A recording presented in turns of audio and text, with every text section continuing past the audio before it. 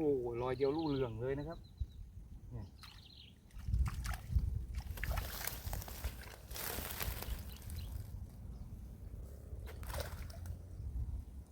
โอ้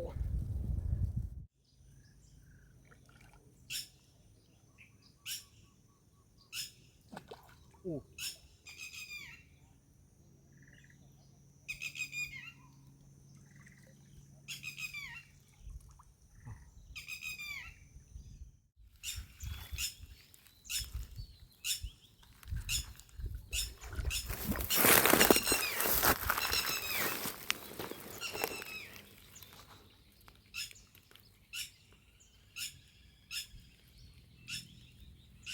มาครับผม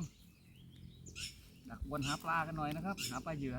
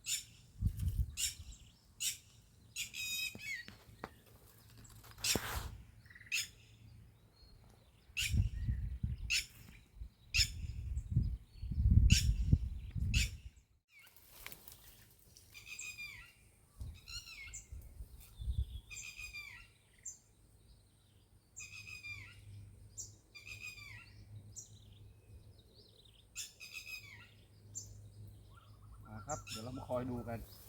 ว่าจะมีติดหรือเปล่า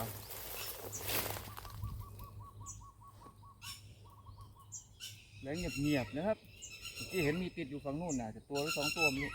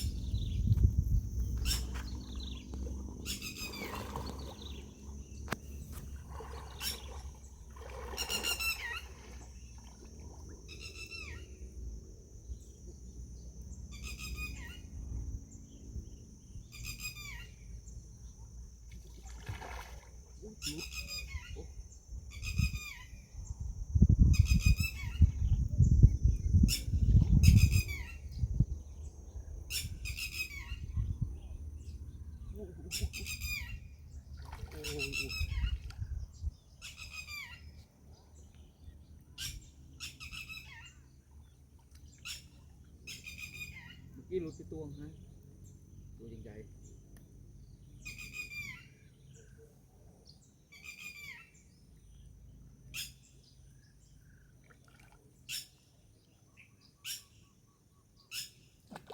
อู้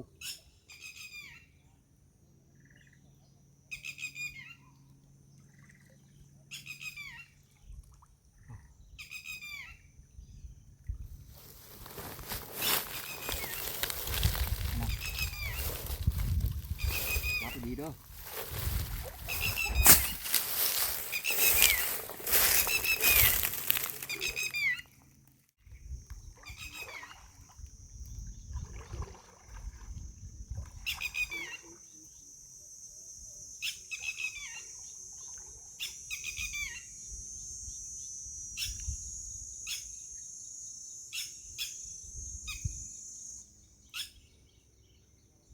ลูกตัวนี้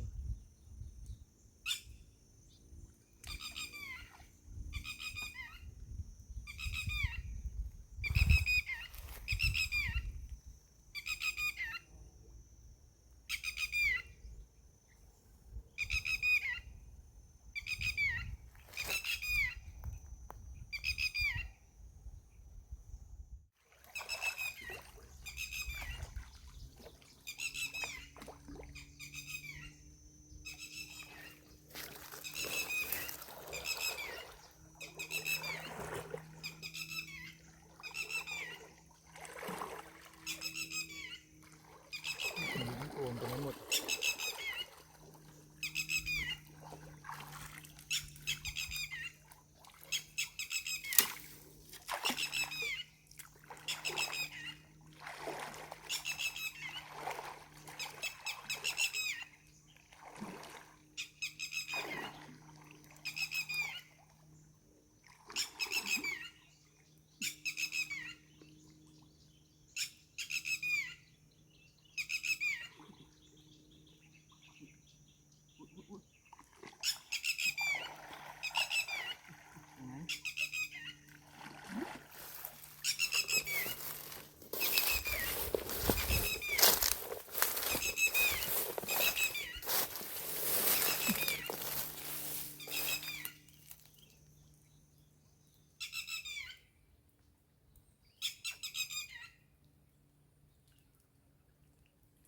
บนกลางนิดนะครับต้องเก็บก่อนตัวไหนใหญ่ก็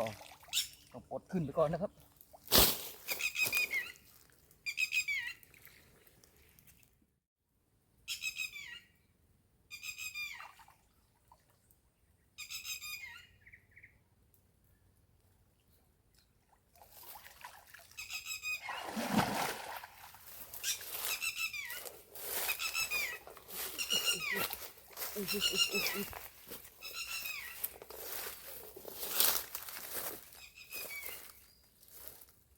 มันเป็นอวนปลาเล็กนะครับอวนแค่5 เซน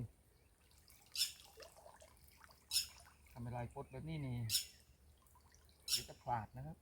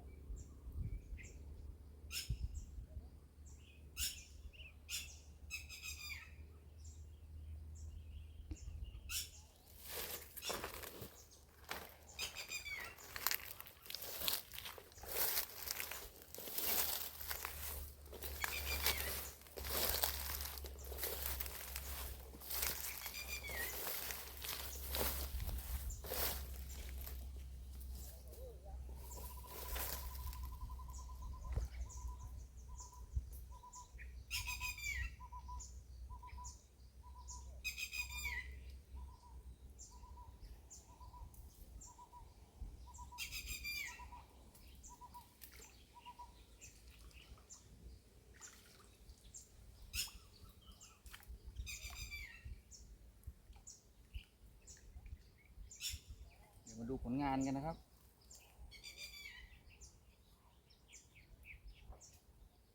แต่ดูลักษณะเหมือนน่าจะยังไม่พอนะครับจะต้องวางอีกสักครั้งหรือยังไงผมรู้อะ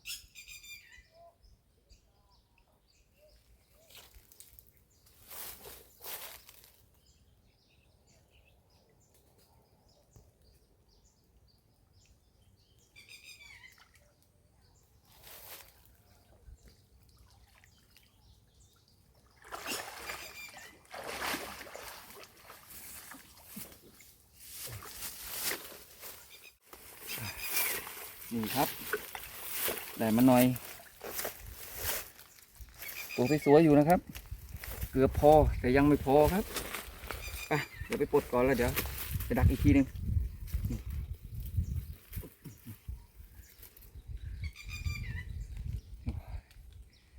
สวยๆเลยไปครับผม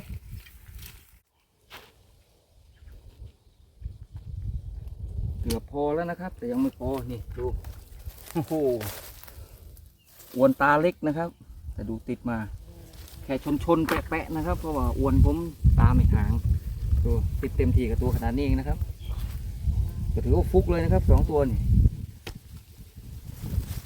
เดี๋ยวปลดชุดนี้เสร็จเดี๋ยวขอลงอีกสักครั้งหนึ่งครับเพราะว่านานๆจะได้มาสักทีหนึ่ง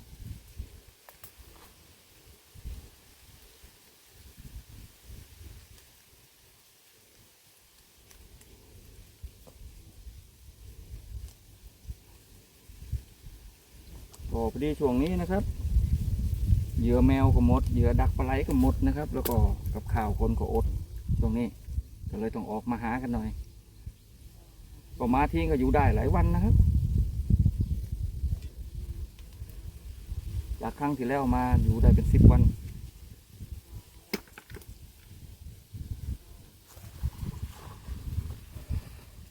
มองไหลปลา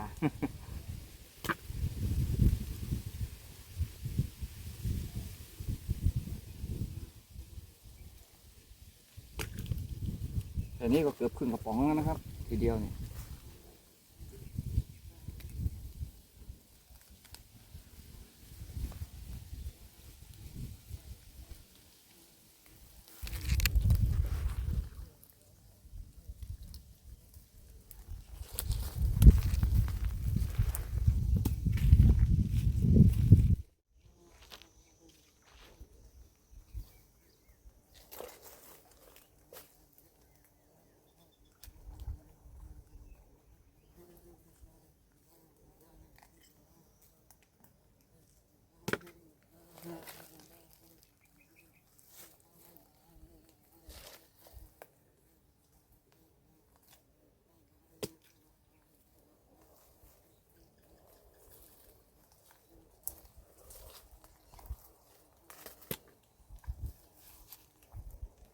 ไปครับผมเดี๋ยวผมขอปลดเสร็จก่อนแล้วเดี๋ยวเรามาดูกันว่าได้สักเท่าไหร่เรียบร้อยแล้วนะครับนี่ร้อยแรกได้มาขนาดนี้นะครับแล้วก็ได้ตัวใหญ่มา2 ตัวนี่อยู่ด้านหลัง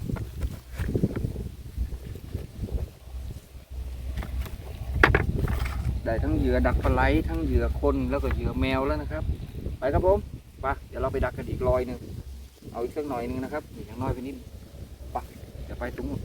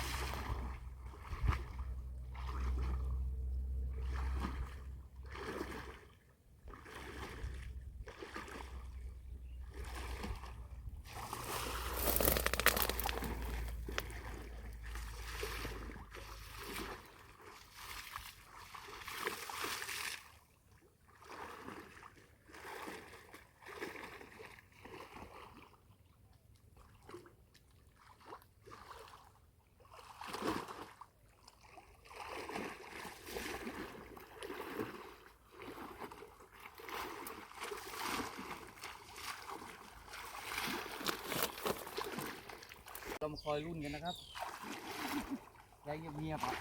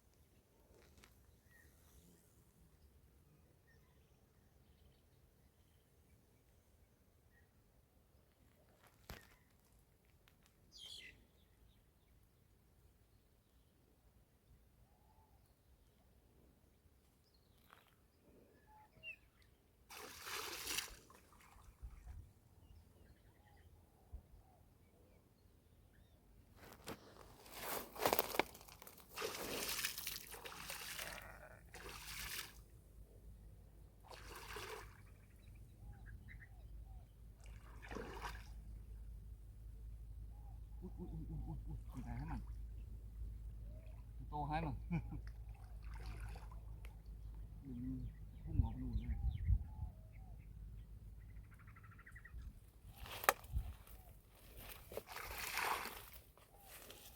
มาดูกันนะครับว่ารอยนี่จะได้สักเท่าไหร่มีติดพอสมควรแล้วนะครับ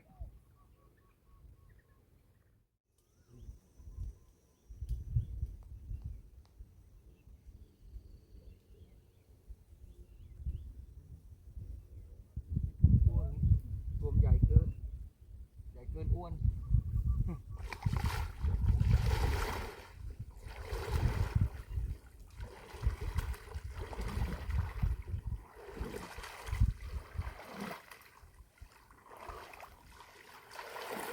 โอ้รอยนี่แจ่มเลยนะครับอาจจะติดแบบเต็ม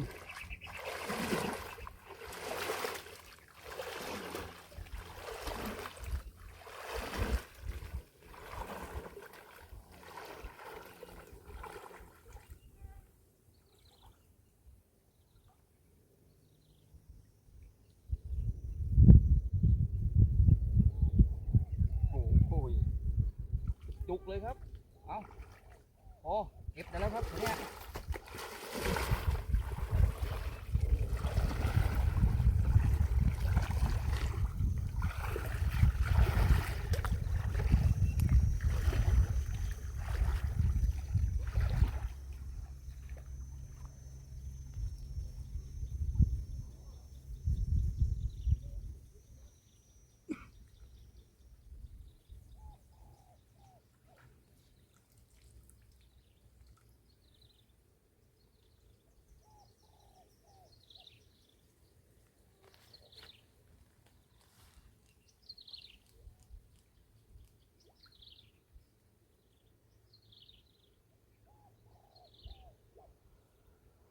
โอ้ไอ้เพียบ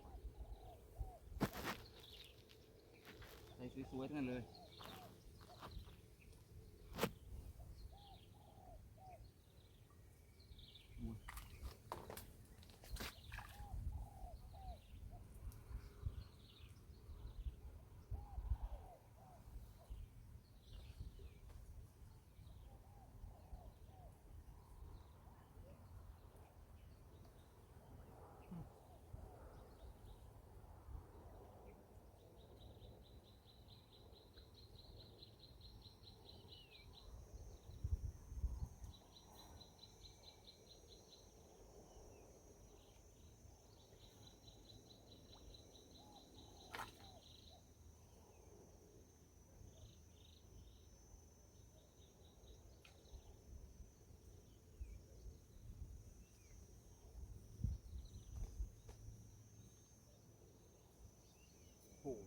เลยเนี่ย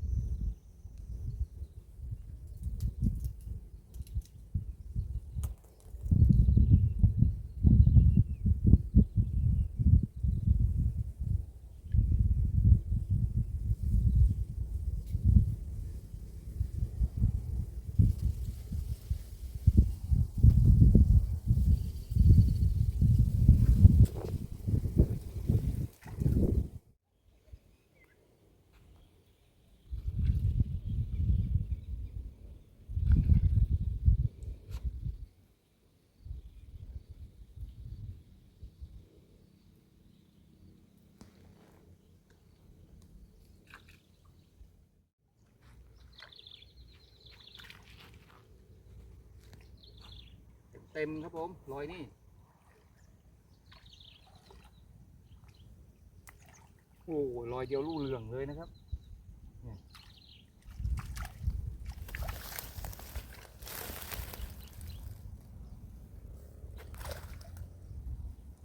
โอ้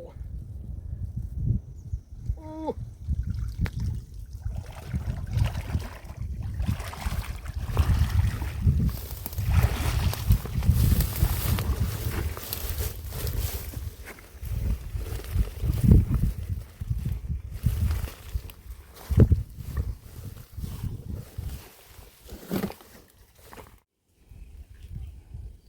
นี่ครับโอ้ยปลดสั่งเลยนะครับงานนี้ไปเดี๋ยวก็ไปปลดกันที่บ้านเดี๋ยวเรามาดูกันนะครับว่าได้สักเท่าไหร่โอ้ยอดนี่นะครับ กลับมาถึงบ้านแล้วนะครับ นี่เรามาดูอันนี้นะครับโอ้ยเป็นจุกเป็นก้อนพันกันเป็นกระเต็นเลยนะครับเดี๋ยวให้แม่บ้านก็โชว์ฝีมือก่อน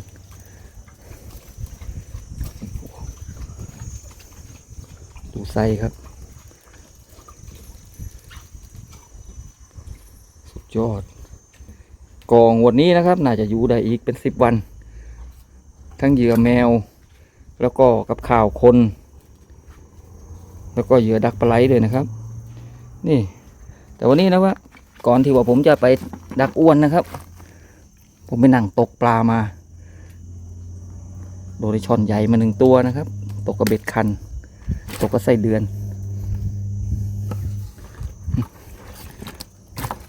ได้กับข่าวคนมาหน่อยนึงนะครับ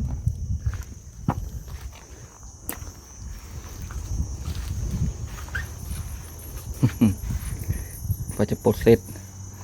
ไซส์มิเก้เลยนะครับดูตัวก็มีทั้งเล็กทั้งใหญ่นะครับสวยๆอยู่ดูคนปลดทำนาครับดู เจอแบบนี้นี่ทำนาติดเยอะเกินโอ้เป็นจุกเป็นก้อนไม่รู้จะเลือกตัวไหนก่อนนี่เองก็งงเหมือนกันว่าจะเริ่มยังไงดีเอาคุ้มหน่อยนึงนะครับ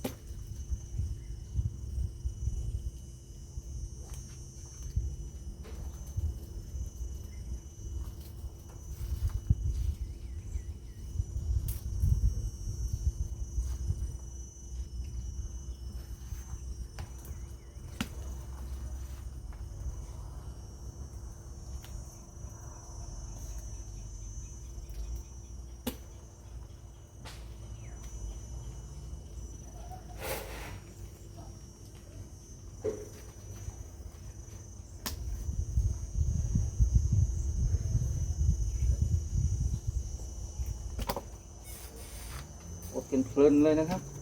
งานนี้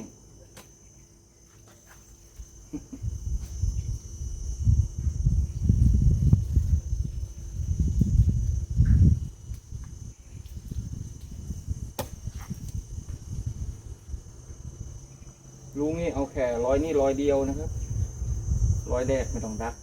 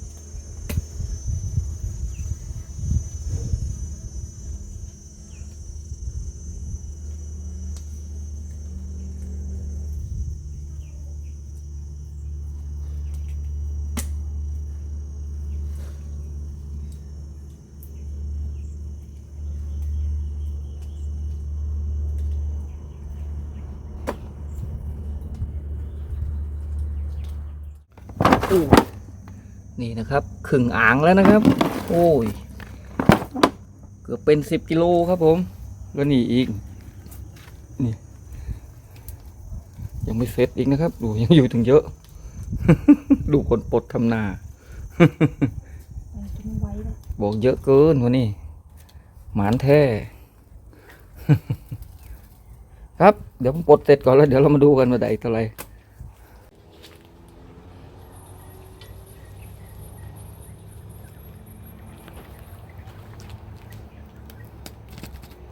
นี่นะครับไส้ก็ไม่เล็กนะครับไส้สวยๆอยู่โอ้เอาเรื่องอยู่ ตัวสุดท้าย เหลือตัวสุดท้าย เอามาเยอะเกิน ที่แรกนะครับว่าถ้ารู้ว่าดักครั้งที่2แล้วจะได้ขนาดนี้นะครับ ทีแรกจะไม่เอาเลย ทีแรกจะไม่ดักเลย ไม่ต้องได้ตัวใหญ่ พลาดนู่นครับก็พอดีนะครับ บางรันผมคอยเหยื่ออยู่พอดีได้เหยื่อแจ๋ว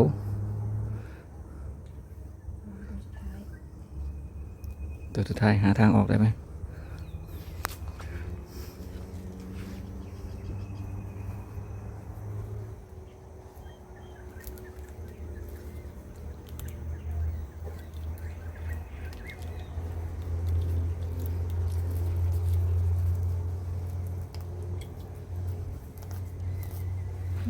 ชัยโยดีใจจัง